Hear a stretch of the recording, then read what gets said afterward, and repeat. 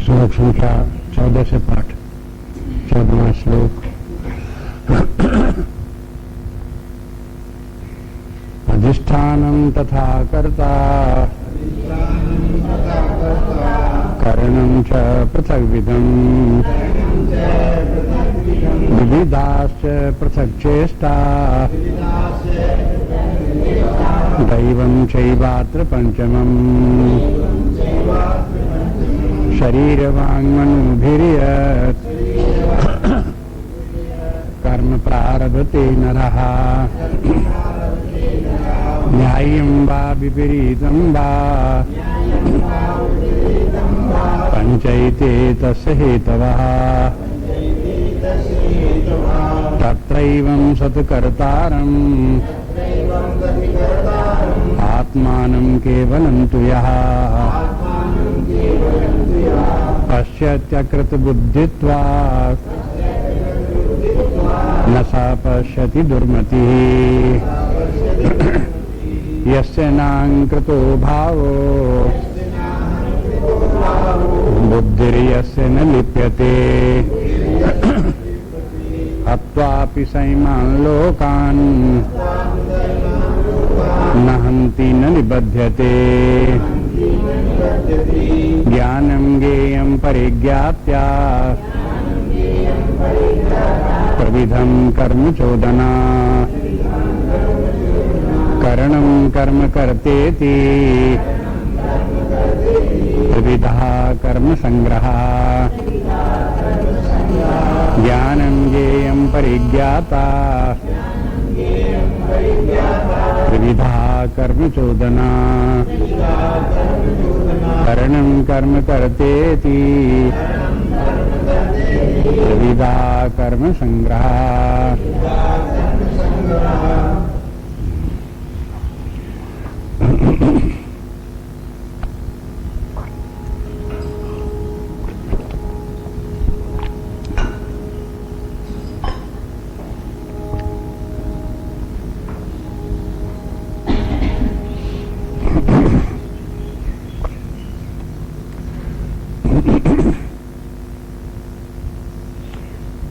कर्म का विचार चल रहा था।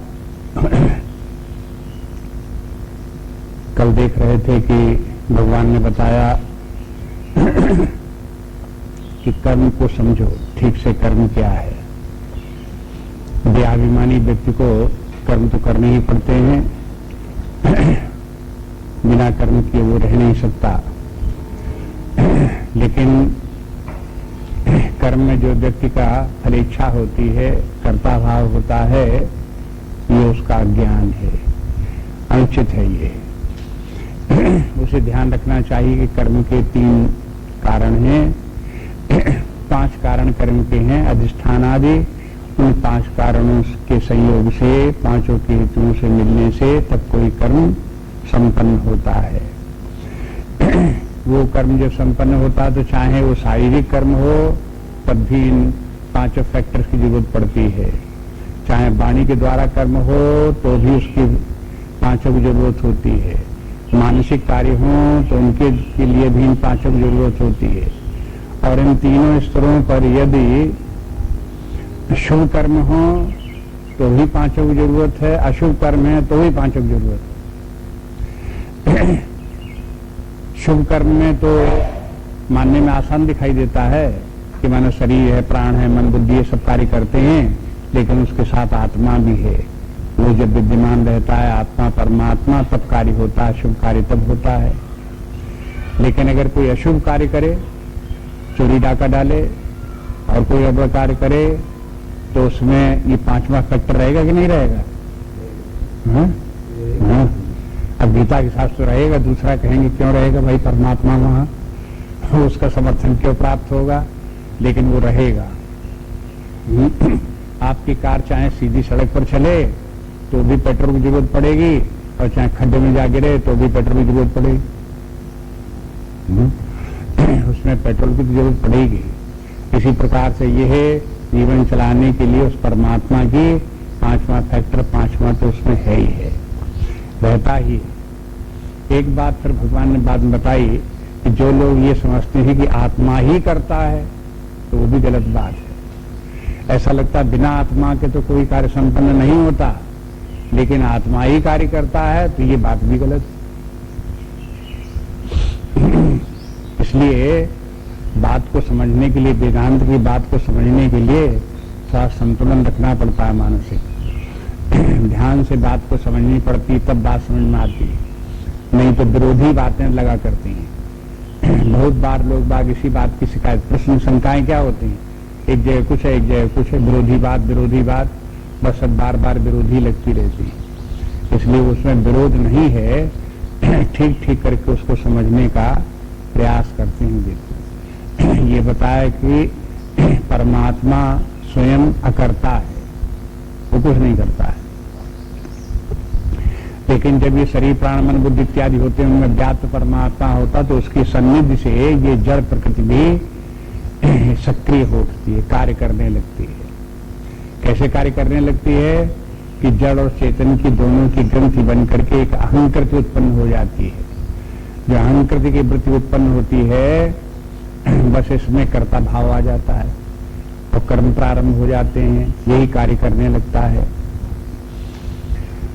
जब तक अहंकार रहता है तब तक कर्ता भाव रहेगा और कर्म का फल भी रहेगा, अवश्य भोगना पड़ेगा।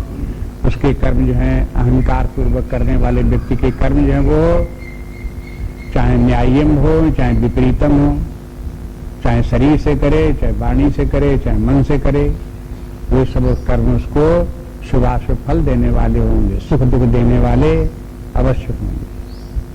एक बात तो ये है। और दूसरी स्थिति ये भी हो सकती है कि न अहंकृतो भाव, अहंकृत भाव न हो, समाप्त हो जाए। जब अहंकृत भाव नहीं होगा तो एक और आत्मा शुद्ध चैतन्य स्वरूप और दूसरी तरफ शरीर प्राण मन बुद्धि इत्यादि की ये प्रकृति। अब प्रकृति के द्वारा कोई कार्य होता भी रहता है तो वो एक प्रकार से कहते हैं मूवमेंट है, एक्शन नहीं है। जैसे व्यक्ति ने सोते हुए पैर इधर उधर कर दिए तो पैरों का तो मूवमेंट हुआ, लेकिन जागते हुए अगर कहीं कोई व्यक्ति को पैर मार दे तो ये मूवमेंट थोड़े हुआ, ये तो एक्शन हो गया। इसी प्रकार से शरीर प्राण मन बुद्धि के द्वारा जो कार्य होते हैं वे दो प्रकार के। एक तो जो आत्मभाव में स्थित व्यक्ति है उसके कारण शरीर की वासनाएं भी काम करती हैं, मन बुद्धि भी काम करते हैं, प्राण भी काम करता है, शरीर भी काम करता है, लेकिन it is just like movement, no action. इस प्रकार से जो क्रिया होती रहती है उससे जब अहंकार नहीं है तो अहंकार तो उसका कोई कर्म का फल का भोगता भी नहीं है, न सुख का भोगता है और न दुख का भोगता है। ये ज्यादा गंभीर बात आ गई। ज्ञान की बात जो है ये ज्यादा ध्यान देने की बात इस प्रकार से है। इसलिए जो अपने आत्मा स्वरूप में स्थित है, आत्मा के ही के सत्ता को, आत्मा की चेतना को, आत्मा के आनंद को, अनंतता को, पूर्णता को उसी का अनुभव कर रहा है, उसी में स्थित है, उससे शरीर प्राण मन बुद्धि के द्वारा होने वाले कर्मों से कोई प्रयोजन भी नहीं। वे होते भी रहते हैं, चलते भी रहते हैं, लेकिन उनसे वो प्रभावित नहीं होता। ये बात कल देख रहे थे। तो यही लक्ष्य भी है, माने जीवन का लक्ष्य क्या है कि व्यक्ति अहंकार को छोड़े, आत्मज्ञान को प्राप्त करे। आत्मज्ञान को प्राप्त करेगा तो अहंकार में और आत्मा में अंतर क्या हुआ? अहंकार में भी अहम वृत्ति है और आत्मा में भी अहम वृत्ति है, लेकिन आत्मा की अहमता को स्वयंता कहते हैं। स्वयं पंचदशी में इसको समझाया है और एक तर्क दिया है। कहा कि देखो स्वयं शब्द जो है वो हो आत्मा के लिए प्रयोग नहीं किया जाता है। आत्मा स्वयं तो है लेकिन अहम नहीं है। स्वयं और अहम में क्या अंतर है? अहम शब्द के माने है मैं। मैं शब्द का प्रयोग मैं के लिए होगा, अपने लिए। मैं का प्रयोग अपने सामने जिससे बात कर रहे हैं उसके लिए मैं शब्द का प्रयोग उसके लिए नहीं कर सकते। जो तीसरा व्यक्ति जो थर्ड है वो उसके लिए भी मैं शब्द का प्रयोग उस तीसरे व्यक्ति के लिए भी नहीं कर सकते।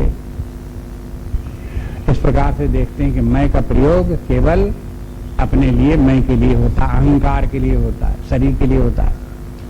लेकिन स्वयं शब्द का प्रयोग सब जगह होता है। मैं स्वयं ये कार्य करूंगा, तुम स्वयं ये कार्य कर लो, उसको चाहिए कि वो स्वयं ये कार्य कर ले। अब देखो स्वयं का प्रयोग कैसे हुआ।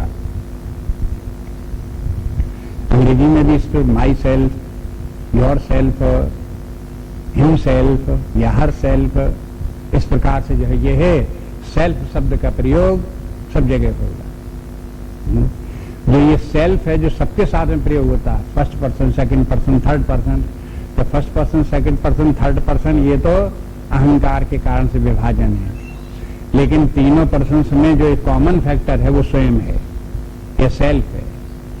माई के साथ में सेल्फ, यू के साथ में सेल्फ, ही के साथ में सेल्फ, ये सेल्फ का जो फैक्टर है ये आत्मा है। ऐसे हिंदी में भी संस्कृत में भी स्वयं शब्द का प्रयोग करते हैं।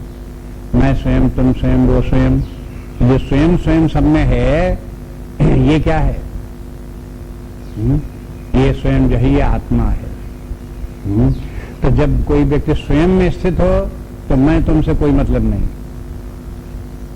जब तक व्यक्ति अहम में स्थित होगा तो मैं का विरोधी तुम जरूर दिखाई देगा। मैं तुम नहीं ठीक समझते हो, मैं ठीक समझता हूं, तुम क्या जानो, मैं सब जानता हूं, तुम क्या कर सकते हो, मैं ऐसा कर दूंगा। ये सब मैं की लीला है। जब मैं होगा तो तुम भी होगा। मैं का रिलेटिव तुम है। ये मैं तुम की कथा है, उसकी पहचान है ये।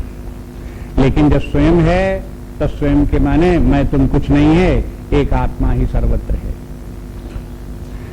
वही आत्मा मैं, वही आत्मा तुम, वही आत्मा वो, वही आत्मा सारा जगत, समस्त प्राणी वही आत्मा, सारी जड़ सृष्टि जितनी भी है वही आत्मा। वह आत्मा सर्वत्र सर्वाधिष्ठान होकर के वो आत्मा विद्यमान है। वही आत्मा अपना स्वरूप है और आत्मा के ही सब रूप हैं। आत्मा के रूप समस्त प्राणी, आत्मा ही के रूप समस्त देवता, आत्मा ही के रूप सब निशाचर, आत्मा ही के रूप सारी सृष्टि। तो जब आत्मभाव में आया तभी मैं तुम खत्म हो गया। तो आप देखो तुलसीदास जी ने जब सरल से सीधे से शब्दों में बोल दिया, उसका तात्पर्य यहाँ क्या हुआ? मैं और मोर तोड़ते माया और जेहि बस कीने जीव निकाया। बस तो ये मैं तुम जो है ये है अहंकार है, उसी के कारण सारे जीव उसके बस में है। जीवों का बस में होने के माने, माया के बस में जीव का होने के माने क्या है कि जीव को स्वयं नहीं समझ में आता कि हम माया के बस में हैं। जीव को अगर समझ में भी आ जाए कि माया कुछ होती है और मैं और तुम जो है ये माया है, तो भी वो माया नहीं छूटती। ऐसी स्थिति जो व्यक्ति की ये माया के बस में होना है। जो लोग जानते हैं कि मैं तुम ठीक नहीं है, ये माया है, ये मिथ्या है, ये अनुचित है, ऐसा नहीं होना चाहिए, वे भी मैं तुम करते रहेंगे।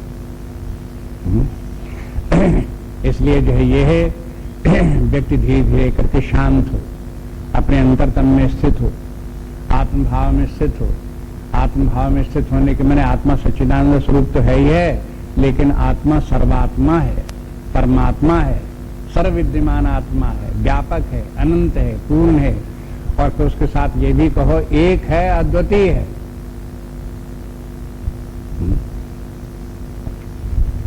जहां एक आत्मा जिसको दिखाई देगा तत्र को मोहा कहा शोका एकत्व मन पश्यता। अगर जिसको भी दिखाई देते एक आत्मा तो फिर उसका तो जीवन बदल गया, उसका विचार ध्यान सब बदल गया। उसको फिर न कहीं कोई मोह है, न कहीं कोई शोक है। शोक क्यों हुआ? मोह के कारण हुआ। मोह क्यों हुआ? मैं तुमकी माया के कारण। एकत्व मन पश्यता, जिसको एक ही दिखाई देना है कि सर्वत्र एक है बस, और उस एक आत्मा के अतिरिक्त कहीं कुछ नहीं है। तो देखो ये ज्ञान धीरे धीरे करके विकसित होता है। पहले तो व्यक्ति को नानात्व ही प्रधान दिखाई देता है, नानात्व से फिर धीरे धीरे उठते हुए बाहर ऊपर उठते हुए दिखाई देता। सब नानात्व के मूल में एक तत्व जरूर होना चाहिए। तो नानात्व भी दिख रहा है और नानात्व के मूल में एक तत्व भी खोज रहा है और दिख रहा है, मान लो। फिर ये हुआ कि ये है एक तत्व की प्रधानता है कि नानात्व की प्रधानता है। तो फिर ये बात समझ में आई कि एकत्व की प्रधानता है, उसी से सब नानात्व हैं। नानात्व सब एकत्व के ऊपर आश्रित हैं, नानात्व के ऊपर एकत्व आश्रित नहीं है। ये सब समझ में आया। फिर उसके बाद में धीरे धीरे करके और विचार करते गए, बुद्धि बदलती गई, आगे बढ़ती गई। तो उसमें समझ में आया कि जो एकत्व एक तत्व है वही प्रधान है, नानात्व उसके सामने कुछ नहीं है, ये बिल्कुल फीका है।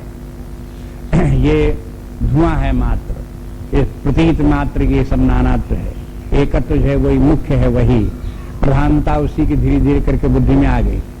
और उसके आगे फिर क्या हुआ, ये नानात्व लुप्त हो गया, इसका बाद हो गया। एकत्व एक तत्व ही सर्वत्र दिखाई देने लगा। बस वो एक तत्व अपना स्वरूप वही सर्वत्र विद्यमान, और उसके अतिरिक्त और कहीं कुछ नहीं। ये स्थिति पहुंच गई। तो अब इसी बात को समझाने के लिए आगे के श्लोक की भूमिका आप देखो। अब भगवान आगे बताने जा रहे हैं कि देखो, व्यक्ति के जीवन ज्ञान के अनुसार होता है। कर्म का तो प्रसंग चल रहा था, तो किसी व्यक्ति का कर्म किस प्रकार का कर्म होगा ये उसके ज्ञान के ऊपर निर्भर करता है। जैसा जिसका ज्ञान वैसे ही उसके कर्म और वैसे ही उसके व्यवहार। बस इस बात को यहाँ 18वें श्लोक में भगवान कह देते हैं कि कर्म का प्रेरक तत्व कौन है, कि ज्ञान है। ज्ञान में 3 फैक्टर काम करते हैं। कहते हैं ज्ञानम ज्ञेयम परिज्ञाता त्रिविधा। ये ज्ञान में 3 फैक्टर हैं। एक है ज्ञाता, ज्ञान का जानने वाला, और ज्ञेय जो जानने की वस्तु, जिस वस्तु का ज्ञान हुआ वो ज्ञेय है। और ज्ञानम, ज्ञाता और ज्ञेय का जो संबंध हुआ तो ज्ञान उत्पन्न हुआ। तो ये ज्ञान, ज्ञाता, ज्ञेय और ज्ञान, ये 3 होते हैं। तो कहते हैं कर्म चोदना, कि माने यही तीनों जो हैं ये है कर्म के प्रेरक हैं, कर्म की प्रेरणा देने वाले। माने कोई व्यक्ति जैसा भी जो कुछ भी कर्म कर रहा है उसका पीछे उसके मन में बैठा हुआ, बुद्धि में बैठा हुआ जो ज्ञान है वही उसे प्रेरित कर रहा है। जैसे कल विचार कर रहे थे कि देखो, अगर किसी व्यक्ति के शुभाशुभ शरीर के कर्म होंगे तो पहले शुभाशुभ बुद्धि आएगी कि नहीं आएगी? पहले बुद्धि में ही पहले ये आएगा कि ये शुभ कार्य मुझे करना चाहिए, या ये शुभ कार्य है, हाँ, तब उसकी प्रेरणा बुद्धि देगी, तब वो शुभ कार्य करेगा।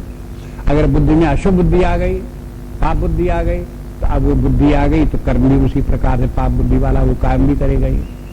तो अब यही भगवान यहाँ बताने का आ रहे हैं कि देखो, जिस प्रकार का व्यक्ति का जैसा ज्ञान होता है उस ज्ञान के अनुसार ही उसके कर्म होते हैं, यही कर्म करता है। लेकिन कर्म का जो रूप है, जिस प्रकार के जैसे कि देखते हैं कर्म हो रहा है, उसके पीछे ज्ञान की प्रधानता है, कर्म की प्रधानता नहीं है। ये बात है। क्योंकि कर्म को देख करके आप किसी को भला बुरा नहीं कह सकते कि ये कर्म उसका सही है कि गलत है। हाँ? बताओ, किसी व्यक्ति को मार देना, हत्या कर देना, हाँ? उसका जो है ये अच्छा है कि बुरा है, न्याय है कि अन्याय है, पाप है कि पुण्य है, तो कर्म को देख करके नहीं बता सकते। जब तक कि उसके पीछे बुद्धिमान उसकी बुद्धि को न देखें तब तक नहीं मान सकते। अगर कहीं किसी व्यक्ति ने स्वार्थ बस किसी के धन संपत्ति हरण करने के लिए किसी को मार दिया तो हत्या हो गई, लोभ के कारण इस प्रकार कर दिया। लेकिन यदि किसी ने देश रक्षा के लिए यही कार्य किया, हाँ, तो आप थोड़े से पाप कह देंगे, कर्म तो उसी प्रकार का है, ऊपर से तो वही दिखाई देता है। अब स्थिति बदल गई। इसलिए कर्म कहते हैं, कर्म जो है वो दिखाई देने वाला कर्म, आप उसको केवल कर्म को देख करके ही कर्म को नहीं समझ सकते। कर्म का प्रेरक तो बुद्धि है। इसलिए पहले आपको बुद्धि का समझना चाहिए, बुद्धि कितने प्रकार की होती है, ज्ञान कितने प्रकार का होता है, सही ज्ञान कौन सा है, गलत ज्ञान कौन सा है। इसलिए ज्ञान का विवेचन करो, तब कर्म पर आओ। फिर देखो कि कर उसके ज्ञान से, किस ज्ञान से प्रेरित होकर के कौन सा कर्म ठीक है, किस ज्ञान से प्रेरित होकर के वही कर्म गलत हो गया। हाँ?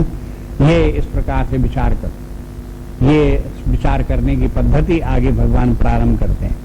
कर्णम कर्म करती थी त्रिविधा, कर्म संग्रह, कर्म जो है वो 3 प्रकार का वो भी है। कर्णम कर्म करती थी, एक तो कर्ता और एक कर्म और एक करण। कर्ता माने काम करने वाला, कर्ण माने जिसके द्वारा कार्य करता है, और जिसके द्वारा कार्य करता है जो संपादित होता है जो कर्म, वो उसे कहते हैं कर्म। इस प्रकार एक कर्ता हुआ, एक करण हुआ। करण के माने काम करने का साधन, जैसे इंद्रियां आदि हैं, ये सब उसके काम करने के करण हैं। तो ये करण है, कर्ता है, कर्म है, ये 3 प्रकार के ये हो गए कर्म के संबंध में। त्रिविधा कर्म संग्रह, ये 3 प्रकार के कर्म हो गए। संग्रह के माने क्या है? यहाँ संग्रह के माने संक्षेप में, संक्षेप में ये बात आपको बता रहे हैं। गीता शास्त्र बार बार संक्षेप बताता रहता है कि देखो विस्तार देखना हो तो तमाम और शास्त्र पढ़े हुए हैं, आप उनको विस्तार देखो। इतने विशाल वेद भी पढ़े हुए हैं, उपनिषद भी पढ़े हुए हैं, ब्रह्मसूत्र भी है, पुराण आदि भी हैं, इतनी स्मृति ग्रंथ इत्यादि हैं, महाभारत हैं, ये सब ग्रंथ इतने पढ़े हुए हैं। आपको विस्तार देखना हो तो आप उनको देखना। यहाँ तो सबका सार संग्रह बता रहे हैं। तो सार संग्रह, संग्रह के माने संक्षेप में, सार बता रहे हैं, संक्षेप में सार बता दिया, इसलिए कह दिया कर्म संग्रह। अब यहाँ इनमें जो है ये है, आगे ज्ञान के संबंध में आ जाते हैं। तो अब आगे की बात देखो। ज्ञानम कर्म च कर्ता च तदैव गुण भेदता प्रोच्यते गुण संख्याने यथावत् शृणुतान्यपि ज्ञानम कर्म च कर्ता च तदैव गुण भेदता प्रोच्यते गुण संख्याने यथावत् शृणुतान्यपि।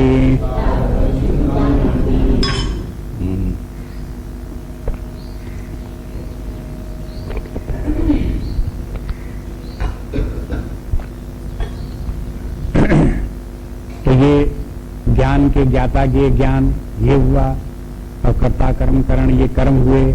तो कहते हैं ये सब भी 3 प्रकार के होते हैं। इसमें कहते हैं कि ज्ञानम, ज्ञान भी 3 प्रकार का, कर्म भी 3 प्रकार के, कर्ता भी 3, त्रिदैव गुण भेदता, ये 3 प्रकार के हैं। क्यों 3 प्रकार के? गुण के कारण से। गुण भेदता में सत्व रजस और तमस, इन तीनों के भेद से। जैसे ज्ञान है, हाँ, तो ज्ञान जो सत्वगुण प्रधान ज्ञान, रजोगुणी ज्ञान, तमोगुणी ज्ञान। इसी प्रकार से कर्म जो है वो भी सत्वगुणी कर्म, रजोगुणी कर्म, तमोगुणी कर्म। इसी प्रकार से कर्ता भी जो है, कर्म का कर्ता जो है वो भी सत्वगुणी कर्ता, रजोगुणी कर्ता, तमोगुणी कर्ता। इस प्रकार से जो है ये है विभाजन किए गए। आपको पहले बताए, फिर याद रखें बार बार। क्या बात? कि 3 प्रकार के होते हैं, बस भगवान का बता देना इतना प्रयोजन नहीं है। जो सत्वगुण वाला जहाँ जहाँ भगवान बोलते हैं उसकी तो प्रशंसा करते हैं। सत्वगुण की जहाँ बताए देखो ये सत्वगुणी ज्ञान ऐसा होता, तो उसकी भगवान प्रशंसा करते हैं कि मैंने उस ज्ञान को प्राप्त करना चाहिए। रजोगुणी जो ज्ञान बता दिया भगवान ने, या कोई कर्म बता दिया रजोगुणी इत्यादि, तो वो मध्यम कोटि का है, व्यवहार काल में सो करके काम चल सकता है उससे, लेकिन वो जो है परमार्थ सिद्ध उससे नहीं होगा। और अगर तमोगुणी ज्ञान है या तमोगुणी कर्म इत्यादि हैं, तो फिर ये कैसे हैं? ये तो बिल्कुल विपरीत लक्षण वाले हैं और अधोगति में ले जाने वाले हैं। इसलिए अपने चार्ट में समझने के लिए थोड़ा मोटे मोटे रूप में इस प्रकार समझ लें कि तमोगुणी ज्ञान, तमोगुणी कर्म, तमोगुणी कर्ता, उनका रास्ता इधर है। अधर्म, पाप और नरक इत्यादि। जो रजोगुणी हैं वो अपने स्वधर्म सामान्य धर्म में स्थित होकर के उसके बाद में भौतिक सुख चाहेंगे, यश कीर्ति चाहेंगे, स्वर्ग चाहेंगे, यहाँ तक रजोगुण का प्रभाव यहाँ है। लेकिन अब उसके बाद जब व्यक्ति के ज्ञान कर्म इत्यादि सत्वगुणी होने लगेंगे, तब आगे का रास्ता खुलेगा। तब फिर उसको जो है वो हो ज्ञान, वैराग्य, भक्ति, और उसके बाद आत्मज्ञान, परमात्म ज्ञान तब होगा। तब इसमें सत्वगुण अच्छा है कि रजोगुण अच्छा है कि तमोगुण अच्छा है, अब अपने आप समझ लो। और क्या प्राप्त करना चाहिए, क्या तमोगुणी बनना चाहिए? है? अपने आप ही अर्थ निकल आता है कि भगवान जो तमोगुणी ज्ञान बता रहे हैं वो निंदनीय है, वो त्याज्य है। इसलिए उस बताने का एक तरीका हो गया कि सत्वगुणी, ये तीन शब्द जो है वो सत्वगुणी, रजोगुणी और तमोगुणी है, तीन प्रकार के हैं। प्रोच्यते गुण संख्याने, भगवान कहते हैं कि देखो जो कुछ हम ये बात बता रहे हैं ये सांख्य संप्रदाय की बातें हैं। सांख्य सिद्धांत, सांख्य दर्शन है, उसमें इन सबका वर्णन विस्तार सहित आया है। वहीं से लेकर के हम ये बात तुमको बता रहे हैं। वो सांख्य दर्शन ने भी ये सब बातें ठीक बताई हैं, इसलिए वहीं से लेकर के हम बता रहे हैं।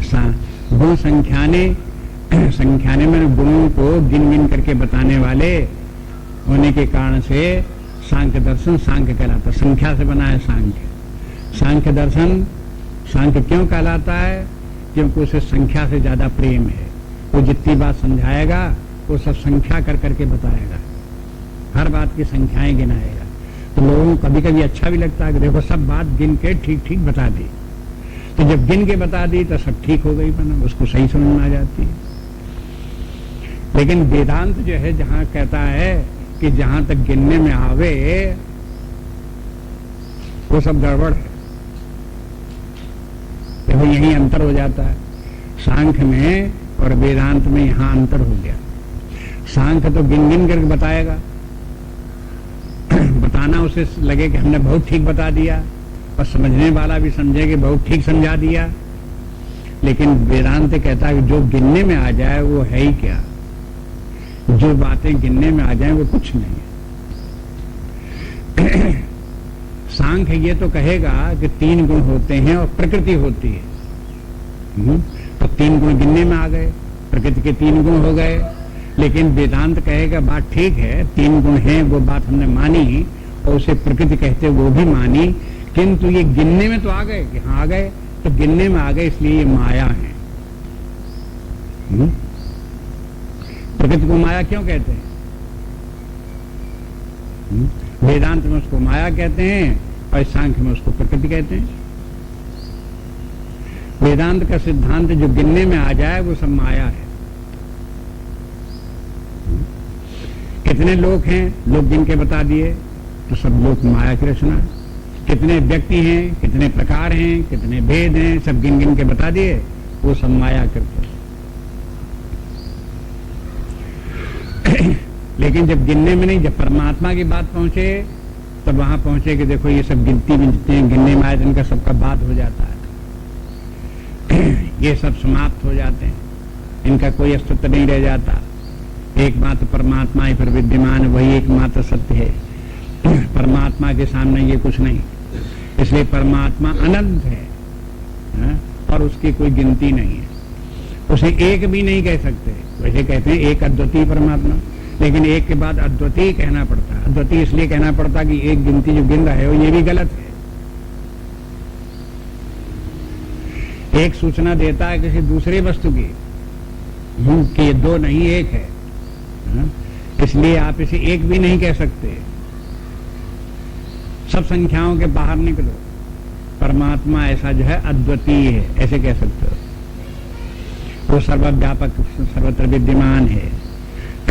तो ये यहाँ भगवान कहते हैं इस समय हम वेदांत की बात नहीं कह रहे हैं, हम बात ये बता रहे हैं कि देखो ये सारी जितनी भी गिनती है ये सब 3 गुण सांख्य दर्शन से आए हैं, उन्होंने इसका वर्णन किया है, तो वहीं से लेकर हम तुमको ये बात समझाए दे रहे हैं।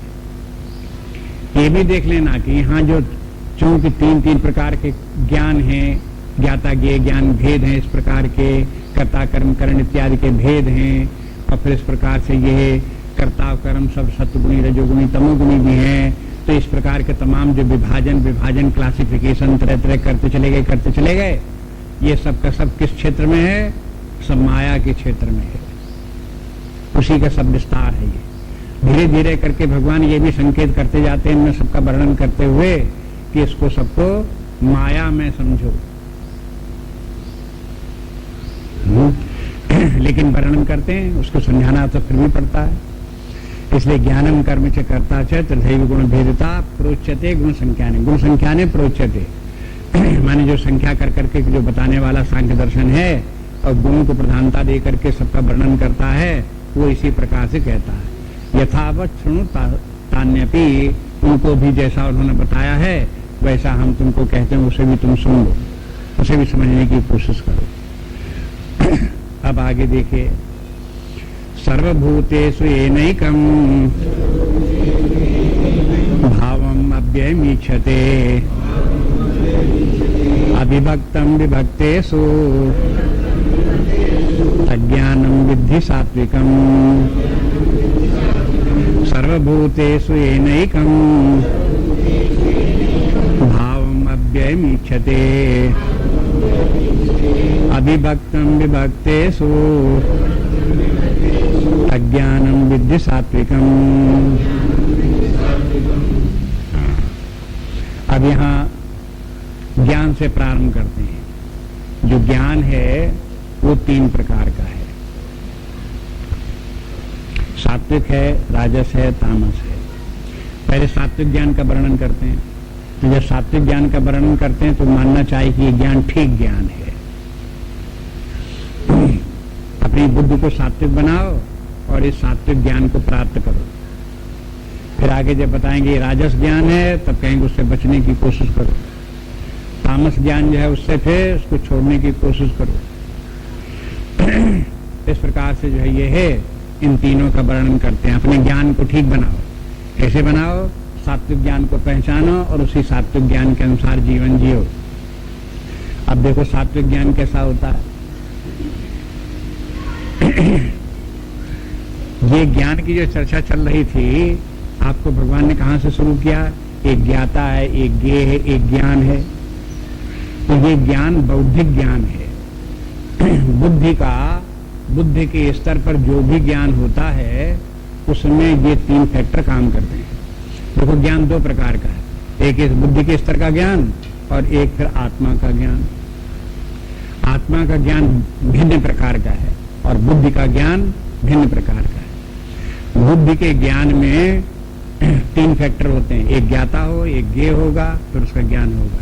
ये बुद्धि में ऐसे ही ज्ञान हुआ करता है। लेकिन जब हम इन सब वासना इत्यादि के आगे निकल करके आत्मा में, परमात्मा में पहुंच गए तो वहां परमात्मा अपना ही स्वरूप है। अपना वो चेतना स्वरूप होने के कारण अपने आप से अपना ही आप ज्ञान है और वो ज्ञान भी ज्ञान स्वरूप है। इसलिए वहां पर फिर आत्मा में ये 3 फैक्टर ज्ञाता, ज्ञेय और ज्ञान के नहीं, फिर भी ज्ञान है।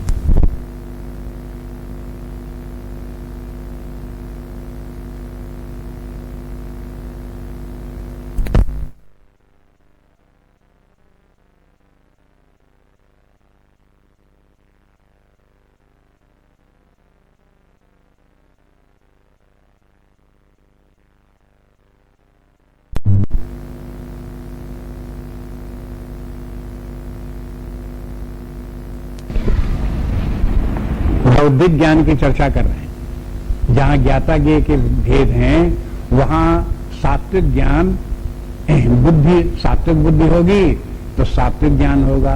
बुद्धि में उसमें वासनाओं में रजोगुण की प्रधानता होगी तो बुद्धि रजोगुणी हो जाएगी, रजोगुणी ज्ञान हो जाएगा।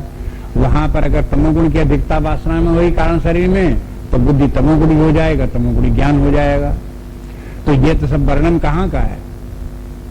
3 गुणों का वर्णन है, 3 गुणों से प्रभावित होकर के बुद्धि का वर्णन है और बुद्धि में होने वाले ज्ञानों का वर्णन। यहाँ वर्णन जो है उसे आत्मा के ज्ञान का वर्णन नहीं है।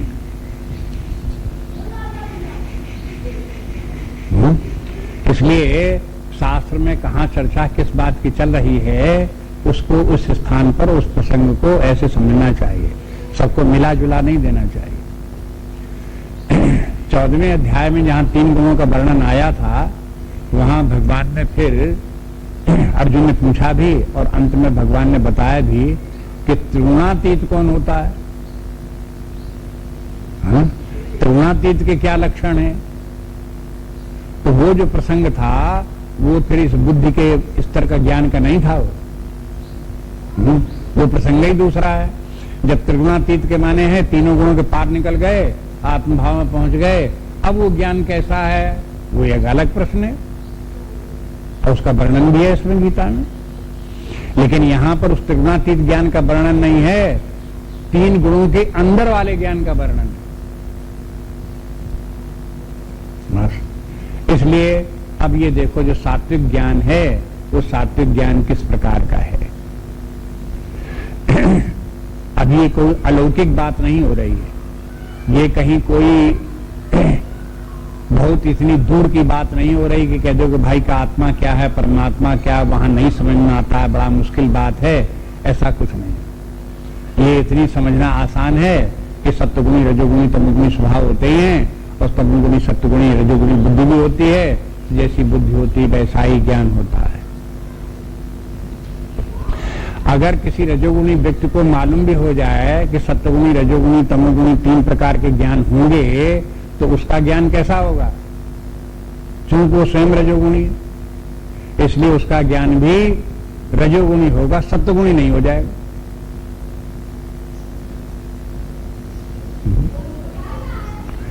सत्वगुणी ज्ञान तभी होगा जब व्यक्ति सत्वगुणी स्वभाव का होगा, तब उसकी बुद्धि सत्वगुणी होगी। जब सत्वगुणी बुद्धि होगी तब सत्वगुणी ज्ञान होगा। क्रम इस प्रकार का। इसलिए शास्त्रों का, वेदांत इत्यादि का और संत परंपरा में भी ये बात प्रधान है कि देखो आप ज्ञान के पीछे ज्यादा मत पड़ो, आप पीछे पड़ो अपने सुधार की, अपने व्यक्तित्व के विकास की। आप तमोगुण से रजोगुण बनने के लिए संघर्ष करो, रजोगुण से सत्वगुण प्राप्त करने के लिए संघर्ष करो। उसके लिए जो साधनाओं की आवश्यकता है उस साधनाओं को लगातार करते रहो और सत्वगुणी अपने आप को बनाओ। जब सत्वगुणी होगे तो अपने आप ही ज्ञान सत्वगुणी हो जाएगा, और जब सत्वगुणी होगे तो उसके बाद 3 गुणों से पार जाने की भी प्रेरणा मन में उत्पन्न होने लगेगी और उधर भी जाकर के त्रिगुणातीत ज्ञान भी तब प्राप्त कर लोगे। लेकिन रजोगुणी स्वभाव लिए घूम रहे हो, अपने आप में राग द्वेष तमाम भरे हुए हैं, तमाम मैं तुम का वो भेद भरा हुआ है, झगड़ा फिसाद तमाम भरे हुए हैं, और आप वहां से समझो कि हमने ज्ञान प्राप्त कर लिया, आत्मा का ज्ञान प्राप्त कर लिया या सत्वगुणी ज्ञान हमको प्राप्त हो गया, ये सब झूठी बातें, भ्रांति है। इस प्रकार से ये ज्ञान का भी भ्रम होता रहता है कि हमें ठीक ठीक ज्ञान हो गया तो ठीक ठीक ज्ञान होने का भ्रम हो गया। तो बराबर व्यक्ति को अपने रजोगुण से छुटकारा पाकर के सत्वगुण की स्थिति में जाने के, भगवान के कहने का तात्पर्य इसीलिए कि 3 प्रकार के बता रहे हैं कि अगर किसी व्यक्ति को सत्वगुणी ज्ञान है तो इसके माने सत्वगुण स्वभाव उसका है, तब वैसा सत्वगुणी उसका ज्ञान होगा। अब सत्वगुणी ज्ञान होगा तो उसकी पहचान क्या होगी।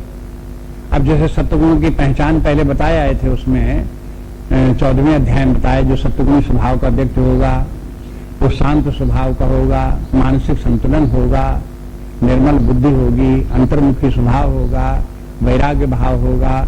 ये सब सत्वगुण के लक्षण व्यक्ति को पहले बताया है। अब यहां बताते हैं ऐसे व्यक्ति का ज्ञान कैसा होगा। उन्हीं में से जो सत्वगुणी स्वभाव के व्यक्ति हैं उनका ज्ञान कैसा होगा। तो आप ज्ञान बताते हैं कि देखो सा उनकी समझ इस प्रकार की होगी, सर्वभूतेषु एनैकम भावम अव्ययमीक्षते, कि जो नानात्व जितने भी नाना रूप वस्तुएं दिखाई देती हैं उनमें सबके मूल में विद्यमान एक वस्तु है। अविभक्तम विभक्तेषु, जो विभक्त विभक्त जितना भी है उसमें एक अविभक्त वस्तु भी है। कहते हैं तज्ज्ञानम ज्ञानम विद्धि सात्विकम, ऐसा जो ज्ञान है वो सात्विक ज्ञान है। देखो जो विभक्त विभक्त संसार में जितने नाम रूपात्मक, कहने का तात्पर्य जो विभक्त क्या है, ये नाम रूपात्मक है। जितने भी नाम रूपात्मक सृष्टि है उस सबके मूल में एक अविभक्त तत्व है। नाम रूप जैसे विभक्त हैं ऐसे वो विभक्त नहीं है, वो एक ही है, वो एक तत्व है और वो अविभक्त है और एक है। पहले बार पंक्ति में बोले एक, सर्वभूतेषु एनैकम, सर्व माने अनेक हो गए, वो उनके बीच में एक, अनेक उसके आधार में अधिष्ठान में एक वस्तु है, और जो एक वस्तु वो अविभक्त है और जो अनेक है वो सब विभक्त हैं। तो अनेकता और विभक्त ये तो नाम रूपात्मक है, माया में है, प्रकृति का है, प्रपंच का है। इनके सबके अधिष्ठान में एक तत्व है जो अविभक्त है और एक ही है, वो अनेक नहीं है। अब बुद्धि के द्वारा जब विचार करते करते बुद्धि जो सात्विक बुद्धि होगी, तब व्यक्ति की बुद्धि इस बात से कन्विंस हो जाएगी कि जहां कहीं विभक्त होती है वस्तु में, उनके मूल में एक वस्तु जरूर होती है। जैसे घट घट घट के माने घड़े घड़े घड़े घड़े तमाम, सैकड़ों घड़े, हजारों घड़े, तो घड़े तो सब विभक्त हैं, लेकिन जिन ये घड़े जिस मिट्टी पर आश्रित है वो मिट्टी एक है। एक मिट्टी से सब घट बने हैं।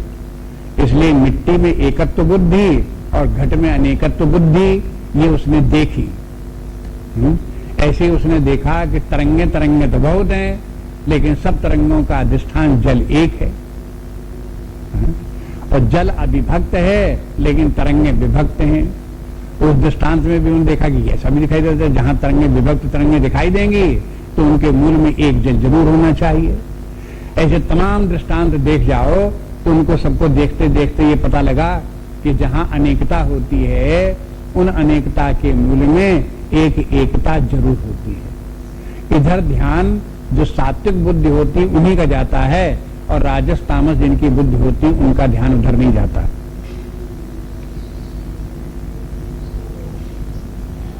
बस ये पहचान है। क्यों? क्योंकि जो वो एक तत्व है और अविभक्त तत्व है, वो सूक्ष्म तत्व है, और सूक्ष्म बुद्धि के द्वारा ही वो समझा या पहचाना जा सकता है। अभी ये बुद्धि उस सूक्ष्म तत्व को देखे भले ना, हा? लेकिन उसको स्वीकार कर लेती है। किस आधार पर स्वीकार कर लिया? कि सर्वत्र उसने देखा कि जहां भी नानात्व है उनके मूल में कहीं न कहीं कोई एक वस्तु जरूर है। तो इसके माने ये नाम रूपात्मक जगत तरह तरह का है, तरह तरह के प्राणी हैं, तरह तरह की वस्तुएं हैं, तरह तरह के लोक लोकांतर हैं। तो इनके मूल में, सबके मूल में भी एक वस्तु होनी चाहिए। बस अब होनी चाहिए ये बात बुद्धि ने स्वीकार कर ली, तो ये सत्वगुणी व्यक्ति होगा। और जब त्रिगुणातीत व्यक्ति होगा तब क्या होगा?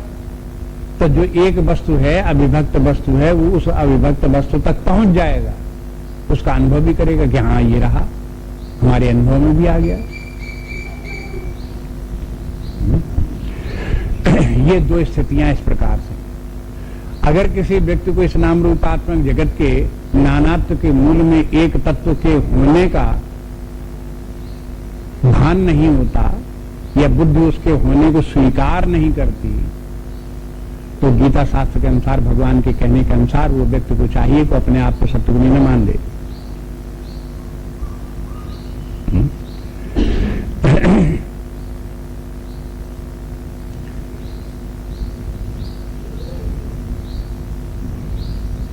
जैसे यहां पर अविभक्तम विभक्तेषु इस शब्द का प्रयोग किया गया है, इसी प्रकार से अन्यत्र भी भगवान कहते हैं कि देखो इन सबके नानात्व के मूल में एकत्व विद्यमान है, समस्त अनित्य के मूल में एक नित्य विद्यमान है। अब जो विभक्त है उसको अनित्य मान लो, जो अविभक्त है उसको नित्य मान लो। हाँ? तो जितने भी विभक्त हैं ये अनित्य हैं, माने बनने बिगड़ने वाले हैं। जैसे तरंग बनने बिगड़ने वाली है, घट बनने बिगड़ने वाला है, लेकिन इसके मूल में जो वस्तु है वो अविभक्त वस्तु है। वो कैसी है? वो नित्य है। तरंग न हो तो भी जल है, तरंग हो तो भी जल है। इसी प्रकार से घट न बने तो भी मिट्टी है, घट फूट जाए तो भी मिट्टी है, घट बन जाए तो भी मिट्टी है। इसके माने मिट्टी नित्य। तो ये उदाहरणों में जिस प्रकार से देखते हैं, तो ऐसे विभक्त और अविभक्त के स्थान में नित्य और अनित्य को देख करके भी आप उनको पहचान सकते हो कि एक वस्तु नित्य है और एक वस्तु अनित्य है। जब अनित्य वस्तु बोलते हैं कि अनित्य है, तो वेदांत में अनित्य का अर्थ क्या होता है? अनित्य के माने होता है मिथ्या। मिथ्या क्यों कहते हैं? कि नित्य को देखने पर अनित्य का बाध हो जाता है। क्योंकि वो जिसका बाध हो जाए, जिस अनित्य का बाध हो जाता है, जिसका बाध हो जाए सो मिथ्या। जिसका बाध न हो, निर्बाध तत्व हो, तब वो सत्य होगा। तो सत्य और मिथ्या की परिभाषा वहां भी इस प्रकार से। सत्यत्वम बादरायित्वम, सत्य वो है जिसका कि बाध न हो। बाध न हो माने किसी अवस्था में बाध न हो। जैसे जागृता अवस्था में स्वप्न का बाध हो गया, तो जाग करके आपने क्या कहा, अरे देखो झूठ मूठ में स्वप्न में ये बात देख रहे थे। तो स्वप्न का मिथ्यात्व बाध हो जाने के कारण से स्वप्न का मिथ्यात्व आपकी बुद्धि में आ जाता है। ऐसे ही जहां नित्य वस्तु आपके दर्शन में आ गई, अनुभव में आ गई, तहां ये अनित्य वस्तु का बाध हो गया। और बाध हो जाने पे कैसे दिखाई देने लगी कि ये मिथ्या है। लेकिन जब तक बाध नहीं होता तब तक ये अनित्य वस्तु भी सत्य भाषित होती है। बस इस बात को जो है वो ध्यान में रख करके विचार करते रहे। इसलिए कभी कभी लोग जो है वो मिथ्या से डरते हैं, कहते हैं भाई मिथ्या मत कहो। और बहुत से जितने संप्रदाय हैं तमाम वेदांत में भी हैं, अन्यत्र सब हैं, लेकिन मिथ्या शब्द का प्रयोग करते भी नहीं है। जैसे न्याय है, वैशेषिक है, सांख्य है, योग है, ये कहीं मिथ्या का प्रयोग नहीं करते, माया शब्द का प्रयोग नहीं करते, मिथ्या शब्द का प्रयोग नहीं करते। माया शब्द का यदि वेदांत में आकर के कहीं दूसरे संप्रदाय वालों ने माया शब्द का प्रयोग भी कर दिया, तो भी उस माया को भी ग्लोरीफाई करके रखते हैं। ग्लोरीफाई करके रखें, अरे साहब वो तो भगवान की महिमा में शक्ति है, उस शक्ति के द्वारा सब जगत की रचना की। जैसा परमात्मा की महिमा, तैसे परमात्मा की शक्ति भी बड़ी अपार है, बड़ी महिमा उसकी है। तो उसको माया को भी महिमा में देखते हैं, और जगत को भी महिमा में देखते हैं। ऐसे उनकी बुद्धि होती है। लेकिन अद्वैत वेदांत में साफ साफ बात देखो, जितनी बात जो है वो खरी बात की, चूंकि इसका नाम रूपात्मक जगत, अनित्य जगत, इसका जो है बात ज्ञान में नित्य वस्तु के प्राप्त होने पर इसका बाध हो जाता है। इसलिए बाध हो जाने के कारण ये अनित्य है, अनित्य होने के कारण से ये माया में और मिथ्या है।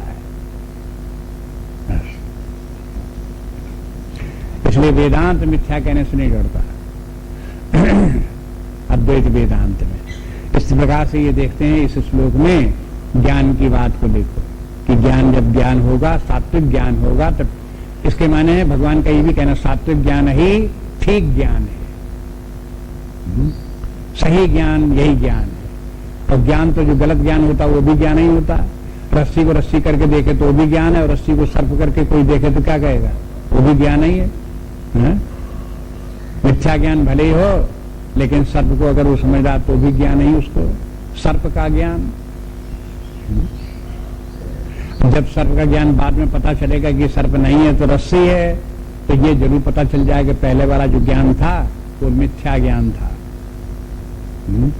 तो ज्ञान भी इस प्रकार के, एक सत्य ज्ञान, एक मिथ्या ज्ञान।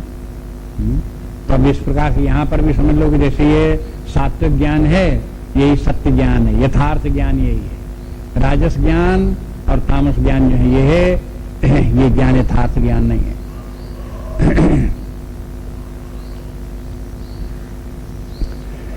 पृथक्त्वेन तु यज्ञानम नाना भावान पृथक विधान वेत्ति सर्वेषु भूतेषु अज्ञानम विद्धि राजसम। पृथक्त्वेन तु यज्ञानम नाना भावान पृथक विधान वेत्ति सर्वेषु भूतेषु अज्ञानम विद्धि राजसम।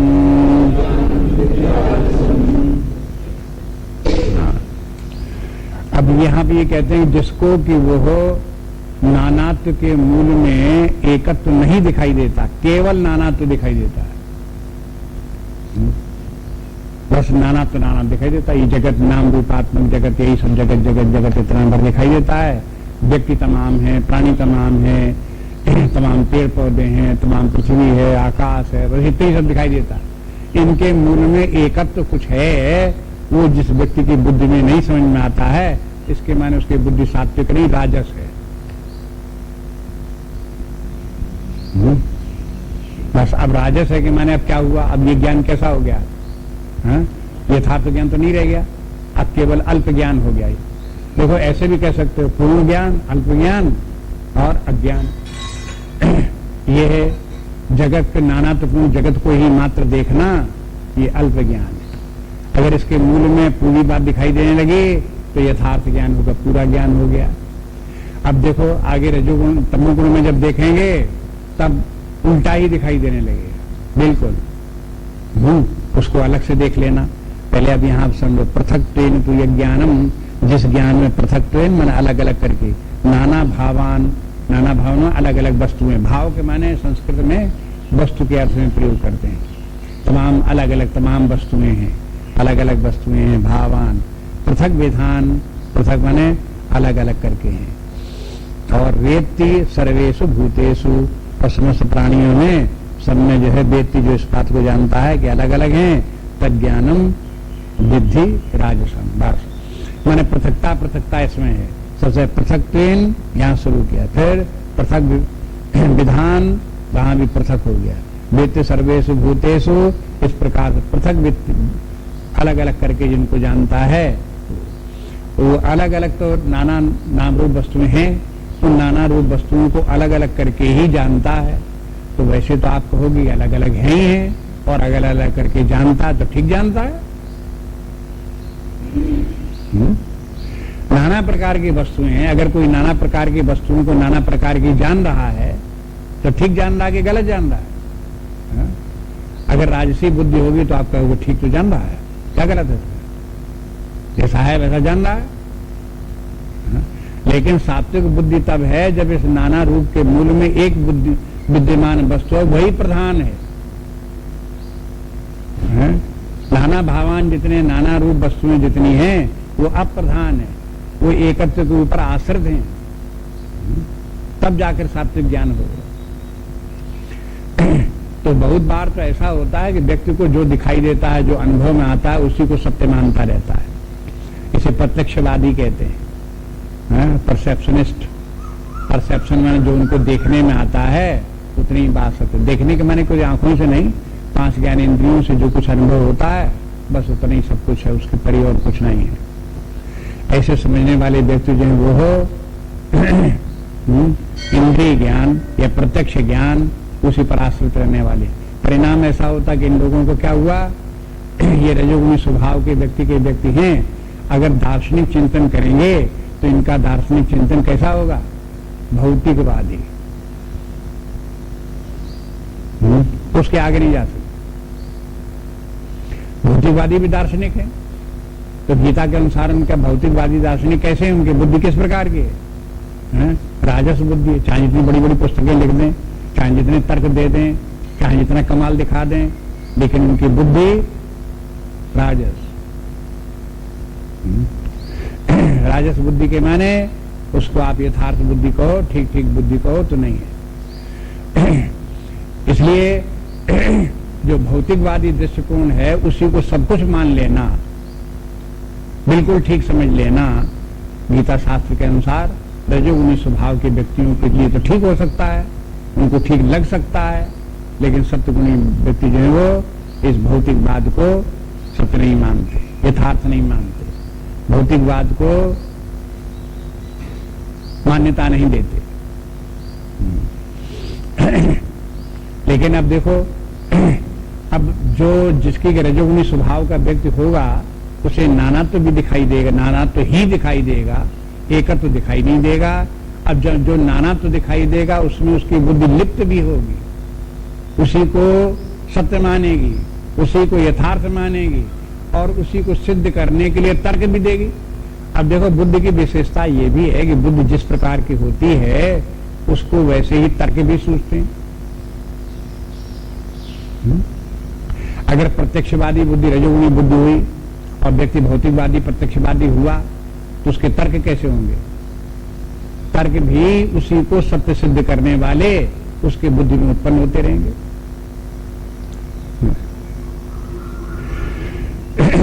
ये समस्या है व्यक्ति की कि जिस प्रकार की बुद्धि होगी उसी प्रकार के बुद्धि में उसी प्रकार के विचार, उसी प्रकार का चिंतन, उत्पन्न होते रहेंगे और उतने ही के भीतर वो घिरा भी रहेगा, बाहर निकलेगा नहीं। इसीलिए तो कहते हैं कि भाई आप अपनी रजोगुणी बुद्धि लिए हुए विचार करने में आगे बढ़ते जाते हो तो बढ़ने का परिणाम क्या होगा? आप कहीं सत्य तक थोड़े पहुंचे जाते हैं। इसलिए पहले रजोगुणी बुद्धि को दूर करके सत्वगुणी बुद्धि को बनाओ। अब सत्वगुणी बुद्धि कैसे बनेगी? ये तो तमाम जगह जगह आया ही है और यहां पर भी इस अध्याय में जो त्याग की बात भगवान ने प्रारंभ की थी उसमें भी बता चुके हैं। त्याग, जब व्यक्ति कर्ता भाव का त्याग करे, भोक्ता भाव का त्याग करे, तब उसकी बुद्धि सात्विक होगी। कर्ता भाव बना रहा, भोक्ता भाव बना रहा, तो फिर उसका जो है वो बुद्धि राजसी बनी रहेगी। इसलिए निष्काम कर्म योग का स्वरूप क्या है? निष्काम कर्म स्वरूप का करने का फिर जान करके फिर उसी प्रकार से करे भी, व्यवहार के जीवन में जिए भी निष्कामता, कर्म के फल का आग्रह न रखे, उसके ऊपर निर्भर न हो, उसकी आसक्ति न रखे और फिर कर्ता भाव भी न रखे, देहाभिमान भी न रखे, जीव भाव भी न रखे। इसका धीरे धीरे करके छोड़ने का अभ्यास करे, तब व्यक्ति की बुद्धि धीरे धीरे कर शांत होगी, निर्मल होगी, सत्वगुणी होगी। सत्वगुणी बुद्धि होगी तब सत्वगुणी ज्ञान उसमें आएगा। नहीं तो वो ये ज्ञान, वेदांत का ज्ञान, अध्यात्म विद्या का ज्ञान, जब तक सत्वगुणी बुद्धि नहीं होगी तब तक उसमें आएगा नहीं, न आएगा और न जमेगा। अगर थोड़ी थोड़ी सत्वगुणी हुई तो थोड़ा थोड़ा ज्ञान आ जाएगा और फिर व्यक्ति रजोगुण उसका प्रधान जहां होने लगा तब वो भुला जाएगा। और यदि व्यक्ति का सत्वगुण कुछ ज्यादा हुआ तो ज्यादा समझ में आ जाएगा, और ज्यादा हुआ सत्वगुण तो और ज्यादा समझ में आ जाएगा, और समझ में भी आ जाएगा, उसमें स्थित भी रहेगा, भूलेगा भी नहीं। लेकिन रजोगुण साथ साथ में रहता है। रजोगुण का जितना उसमें मिश्रण होगा, अगर रजोगुण का मिश्रण होगा तो रजोगुण के कारण से उसका ज्ञान भी विकृत होता रहेगा। अब किसी व्यक्ति को सत्संग में तो ज्ञान समझ में आता है और सत्संग से बाहर निकल करके जहां पुस्तक उठा के धर दी और लोगों से बात व्यवहार करने लगे, खाने पीने के लिए पहुंच गए, तहां पर उनका जो है वो ज्ञान लुप्त हो गया, हवा हो गया। अब क्या हो गया इसकी इतनी देर में? हाँ? इतनी देर में सत्वगुण तो गया डूब, उसके देर में रजोगुण जो है वो निकल आया, रजोगुण की प्रधानता हो गई। जहां रजोगुण की प्रधानता हो तो वैसे ही दिखेगा, वैसे ही बोलेगा, वैसे ही विचार करेगा, उसी प्रधानता हो। इसलिए कहते हैं कि पहले से व्यक्ति अभ्यास डालता रहे। साधना की महत्ता बहुत अधिक है, साधना व्यक्ति करता है।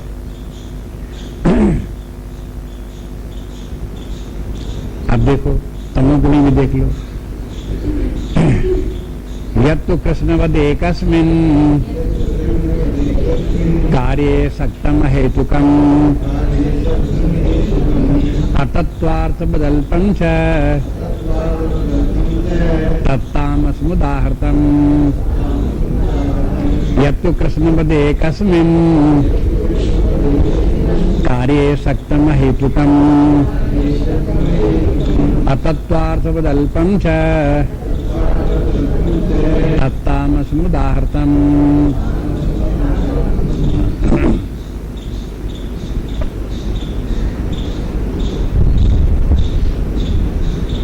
अब देखो ये तामस ज्ञान कैसा हो गया। कहते हैं यत्तु, किंतु जब कृष्णवत एकस्मिन कार्ये, एक ही कार्य में जब वो देखे कि सब कुछ इसी में है, यही सब कुछ है, कृष्ण माने सब कुछ, एक कार्य में ही सब कुछ है। कार्य के माने क्या है पहले ये देख लो। कार्य के माने यहाँ काम नहीं है, कार्य के माने है शरीर। कार्य के माने कारण का जो परिणामी है, कारण का परिणामी कार्य।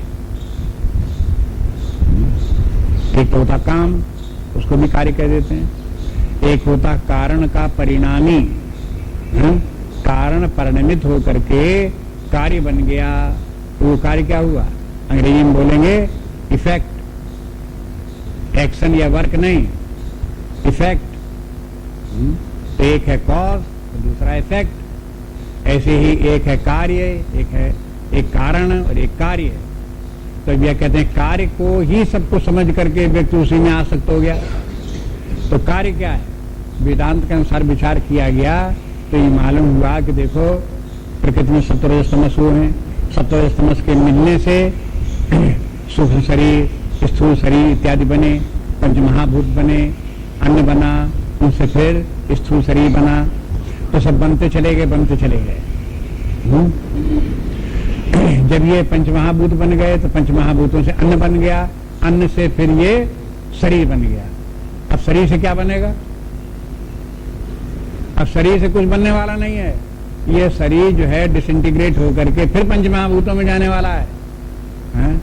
इसलिए अंतिम कार्य है, सारी सृष्टि का अंतिम कार्य शरीर है। इसे शरीर को कार्य कहते हैं। देखो एक बात ढूंढ लिया एक शब्द को, तो उसी शब्द को यहाँ प्रयोग कर दिया यहाँ पर भगवान ने। यह कार्य के माने शरीर। जो व्यक्ति एक अपने ही शरीर में आसक्ति रखता है और इसी को सब कुछ मानता है, उसका भी तो ज्ञान है। कृष्णवत एकस्मिन कार्ये सक्तम के माने आसक्तम, उसी में अटैच्ड है, शरीर में ही आसक्ति रखता है, सक्तम। और फिर कहते हैं अहेतुकम, हेतु कोई नहीं है, क्यों आसक्त है? उसका कोई कारण कुछ भी नहीं, बिना कारण के उसमें आसक्त है, अहेतुकम। और अतत्वार्थवत, और उसमें तत्व कुछ नहीं है,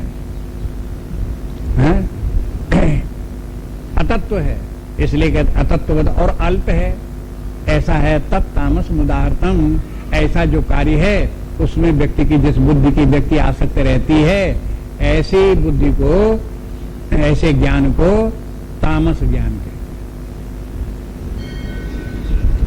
देखो सरल भाषा में करने के लिए कहीं कहीं इस प्रकार से कर लेते हैं। जिनका तामस ज्ञान है उनको ये समझ में आता है ये शरीर ही सब कुछ है। जिनका राजस ज्ञान है उनको ये समझ में आता है कि जैसे हम जीव हैं ऐसे दुनिया के तमाम जीव हैं। जिनका कि सात्विक ज्ञान उन्हें पता चलता है कि एक आत्मा ही सर्वत्र विद्यमान है, उसके अतिरिक्त और कहीं कुछ नहीं।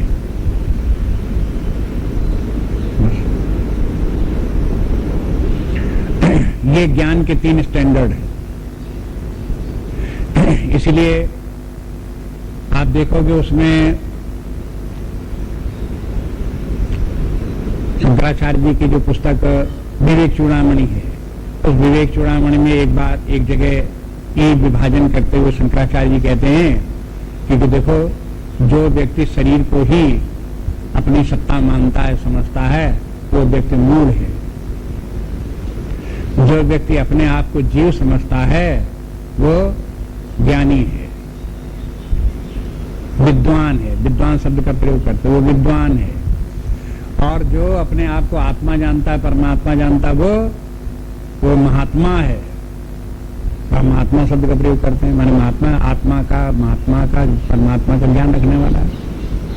तब जब 3 का विभाजन उस प्रकार से किया, उसी से जोड़ करके देख लो ज्ञान अलग अलग किस प्रकार का है। अब बहुत बार देखते हैं कि अपने ही मात्र के शरीर से मतलब, दूसरे से कहीं कोई मतलब नहीं। अपने शरीर को सुख, अपने शरीर को खाना, अपने शरीर को पहनना, अपने शरीर में रहना, उसी से मतलब। दूसरे को तकलीफ हो रही हमारे कारण से, दूसरे को तकलीफ होती रहे, हमें क्या मतलब? हमें अपने से मतलब। ऐसे करके जहां जिनकी बुद्धि है अपने शरीर को सुख, अपने शरीर में केंद्रित, तो समझ लो तामसी ज्ञान है। जब ये मान लिया कि भाई जैसे हम जीव हैं तैसे सब जीव हैं, जैसे हम प्राणी हैं तैसे सब प्राणी हैं, और तमाम प्राणी सब हैं, ये भी समझ में आया क्या नाना प्राणी हैं और अलग अलग तमाम हैं, और सबकी सत्ता को स्वीकार करे, तो भाई जैसे हम हैं तैसे दूसरे भी हैं। इतना मान लिया तो अब ज्ञान जो है उसका राजस ज्ञान हो गया। अभी ये सर्वोपरि ज्ञान नहीं है, लेकिन फिर भी अच्छा ज्ञान है, तमोगुणी से अच्छा ही है। ऐसे जो व्यक्ति अपने आप को जीव भाव में रख करके और सब लोगों को जीव मान के व्यवहार करेगा तो व्यवहार बहुत अच्छा हो जाएगा। लेकिन जो देहाभिमान रख करके अपने आप को सही तक ही सीमित रखे हो, दुनिया में कई लोग बाग तो ऐसे भी हैं जो दुर्योधन की तरह ये कहने वाले हैं कि सारा संसार तो मेरे लिए है, और मेरे लिए प्राण देने को तैयार है। मुख्य व्यक्ति तो मैं ही हूं, बाकी तो मैं ही साध्य मैं ही हूं, मैं ही एक विशेष व्यक्ति हूं, बाकी तो सब जितने भी प्राणी जितना संसार सब मेरे लिए है, मेरा साधन मात्र है। ऐसे समझने वाले तक व्यक्ति होंगे तो ये तामसी ज्ञान है। ऐसा अहंकार भी तामस ज्ञान की बात। तो कहते हैं भगवान के देखो ये 3 प्रकार का ज्ञान हो गया। अब आगे कल देखेंगे।